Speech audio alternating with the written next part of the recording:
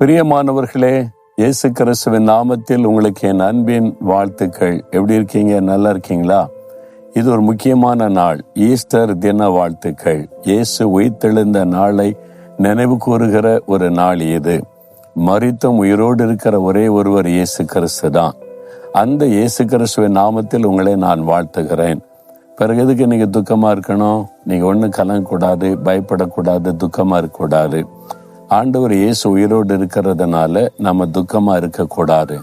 பிரச்சனை இருக்கலாம், போராட்டம் இருக்கலாம், நெருக்கங்கள் இருக்கலாம். அவர் உயிரோடு இருக்கிறதுனால இதெல்லாம் நமக்கு ஒன்றுமே இல்லை. அவர் எல்லாவற்றையும் கவனித்துக் கொள்ளுவார். சரியா? அவர் உயிரோடு இருக்கிறார் என்பதற்கு எருசலேமில் இருக்கிற அவருடைய திறக்கப்பட்ட கல்லறை தான் பெரிய ஒரு சாட்சி. இது கூட எருசலேமில் இருக்கிற இயேசுவின் கல்லறையா? அது மாதிரி ஆச்சரியமா பாக்குறீங்கல்ல? இல்லை, இது நால்மாவடியில் இருக்குது. நால்மாவடியிலையா இப்படி ஒரு இடம் இருக்குதா அப்படின்னு நினைக்கிறீங்களா? நமக்கு சில ஆண்டுகளுக்கு முன்பாக ஆண்டவர் ஒரு தோட்டம், தேவனுடைய தோட்டம் என்ற ஒரு தோட்டத்தை ஆண்டவர் நமக்கு தந்து அது ஒரு ஜெப தோட்டமாய் உருவாக்கும்படி கட்டளையிட்டார். இந்த இடத்துல சில வருஷங்களுக்குள்ள இதை அப்படி உருவாக்கி இருக்கிறோம். இந்த இடத்துல நிறைய மாமரங்கள் இருக்கிறது, நிழல்கள் இருக்கிறது. இதுல நிறைய ஒவ்வொரு மாநிலத்தை குறித்த, மாவட்டத்தை குறித்த விவரங்கள் எல்லாம் நாங்கள் எழுதி வைத்திருக்கிறோம். ஜனங்கள் நிறைய பேர் வந்து தொடர்ந்து ஜெபம் பண்ணி கொண்டே இருப்பாங்க. இது ஜெபிப்பதற்காக தேவன் தெரிந்து கொண்ட ஒரு ஜெப தோட்டம்.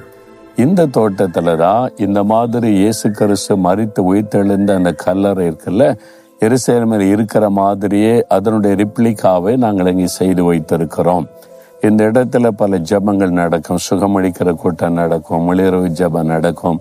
அதற்காக எல்லாம் இதை பயன்படுத்துகிறோம். நிறைய ஜனங்கள் இந்த தோட்டத்துல வந்து காத்திருந்து ஜெபம் செய்வார்கள். நீங்க கூட நால்மாவடிக்கு வரும்போது இந்த தேவனுடைய தோட்டத்துக்கு வாங்க, அங்கே இந்த காட்சியை நீங்கள் பார்க்கலாம். சரி, இன்றைக்கு ஆண்டவர் எனக்கு என்ன செய்தி வைத்திருக்கிறார்? அதுதான் செய்தி. வெளிப்படுத்தின விசேஷம் 1 அதிகாரம் 18 வசனத்துல, மரித்தேன் ஆனாலும் சதா காலங்களிலும் நான் உயிரோடு இருக்கிறேன் அப்படின்னு ஆண்டவர் சொல்லுகிறார். அவர் மரித்தது உண்மை, சிலுவையில ரத்த சிந்தி மரித்தது உண்மை. அவர் மரித்து விட்டாரா என்பதை சோதிப்பதற்கு போர் சேவகன் விழாவில ஈட்டினால் குத்துகிறான். ரத்தமும் தண்ணீரும் வெளிவருகிறது. இயேசு இவ்வளவு சீக்கிரத்தில் மரித்து விட்டாரா என்று ஆச்சரியப்படுகிறான். ரோம் அரசாங்கம் இந்த தண்டனை கொடுத்ததுனால மரணம் உறுதி செய்த பிறகுதான் அடக்கத்திற்கு அவர் அனுமதி கொடுப்பார்கள். அப்பொழுது அந்த காலத்துல ரோம் அரசாங்கம் ரொம்ப ஸ்ட்ராங்கான அரசாங்கமே அந்த அதிகாரிகளை தீர்மானித்த பிறகுதான் அடக்கம் பண்ண அனுமதித்தார்கள். இயேசு மரித்தது உண்மை, அவர் அடக்கம் பண்ணப்பட்டது உண்மை. 3வது நாள் மரணத்தை ஜெயித்து உயிரோடு எழுந்தார். சாத்தானை ஜெயித்து உயிரோடு எழுந்தார். அவர் பயத்தை ஜெயித்து உயிரோடு எழுந்தார்.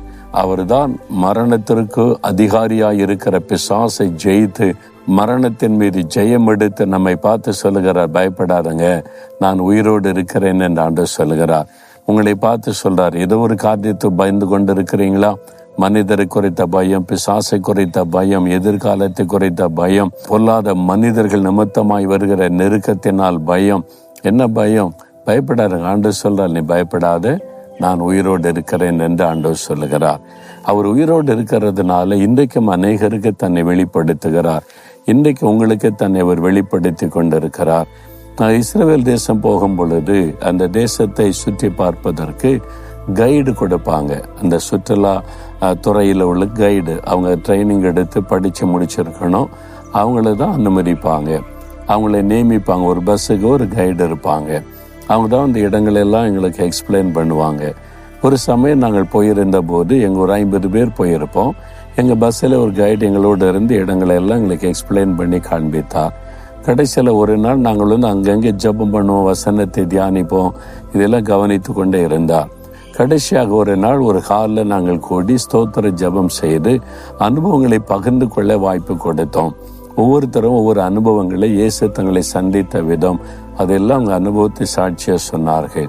இதை பின்னால் நின்று கேட்டுக்கொண்டு இருந்த அந்த சகோதரர் எங்களிடத்துல வந்து, நானும் வந்து என்னுடைய அனுபவத்தை கொஞ்சம் சொல்லட்டுமா என்று கேட்டுக்கொண்டார். நான் சொன்னேன், சரி நீங்க சொல்லுங்க. ஏன்னா அவர் ஒரு இஸ்லாமிய சகோதரர், இஸ்லாமிய மதத்தை சார்ந்தவர். அவர் வந்து கேட்டதுனால ஏதோ சொல்ல போகிறார், சரி சொல்லுங்க என்று சொன்னேன். அவர் எல்லாருக்கும் மத்தியில் அவர் சொன்னார், நான் ஒரு இஸ்லாமிய குடும்பத்தில் பிறந்து வளர்ந்தவன். ஆனால் நான் இந்த தேசத்துல ஒரு கைடாக வழிகாட்டியாக வேலை செய்வதற்கு படிக்கணும். அதுக்கான கோர்ஸுகள்லாம் படித்து எல்லா மதங்களை பற்றி படிக்கணும். முக்கியமா யூத மதம், கிறிஸ்தவ மதம், இஸ்லாமிய மதம், இந்த 3 மக்கள் தான், அந்த மதத்தின் மக்கள் தான் அதிகமாக அங்கே வருவாங்க. அவங்களுக்கு ஏற்றபடி இடங்களை காண்பித்து அவங்கவுங்க மத நம்பிக்கையின்படி அதை பற்றி விலைக்கு சொல்லணும். எந்த மதத்தை பற்றி குறைத்தை பேசிடக்கூடாது. அது மாதிரி கரெக்டாக அவங்க கவர்மெண்ட்டே அவங்களுக்கு டீச்சிங் கொடுப்பாங்க. அந்த எக்ஸாம்லலாம் பாஸ் ஆகணும். அப்போ கிறிஸ்தவ மதத்தை குறித்து படிக்க ஆரம்பித்த போது இயேசுவை பற்றி அவர் படித்தாராம். அப்பொழுது அவர் சொன்னார், இயேசு சிலுவையிலே மரித்து உயிர்த்தெழுந்தார் என்கிறது என்னால் நம்ப முடியவில்லை. அது எப்படி? ஏன்னா இஸ்லாமியர்கள் நம்ப மாட்டாங்க இயேசு சிலுவையிலே மரித்ததை. மரிக்கிறதுக்கு முன்னால இயேசுடைய சீஷைகள் காப்பாற்றிட்டு அங்கே கொண்டு போயிட்டாங்க அப்படின்னு சொல்லுவாங்க. அதுதான் அவருடைய நம்பிக்கையா இருந்தது. ஆனால் இத்தனை உலகம் முழுவதும் இத்தனை கோடி மக்கள் இயேசு மரித்தார் திரும்ப உயிர்த்தெழுந்தார் என்று நம்புறாங்களே, வேதத்தில் அப்படி எழுதி இருக்கிறது உண்மையா? அது எப்படி உண்மையா இருக்க முடியும்? மரித்தாள் எப்படி உயிரோடு எழும்ப முடியும் என்பதாக யோசித்து கொண்டிருந்தார். ஒரு நாள் இரவு அவருடைய மனைவி பிள்ளைகள்லாம் நித்திரை பண்ணிட்டாங்க. இவர் எக்ஸாமுக்காக இந்த பாடங்களை ப்ரிப்பேர் பண்ணும்போது தனியாக உட்கார்ந்து இதை குறித்து யோசித்த போது, இயேசு உயிரோடு இருக்கிறாரா, அவர் உயிர்த்தெழுந்தாரா, இதெல்லாம் சொல்லப்பட்டது உண்மைதானான்னு யோசித்து கொண்டிருக்கும் போது திடீரென்று அந்த அறைக்குள்ள பிரகாசமான ஒரு வெளிச்சத்துல இயேசு நின்றார். ஒருவர் நிற்கிறத பார்த்த உடனே கண்கூடாக அவர் பார்க்கிறார். அதிர்ச்சி அடைந்தவராக இது யார் என்பதாய் கேட்டார். அவர் சொன்னார், நான் தான் இயேசு.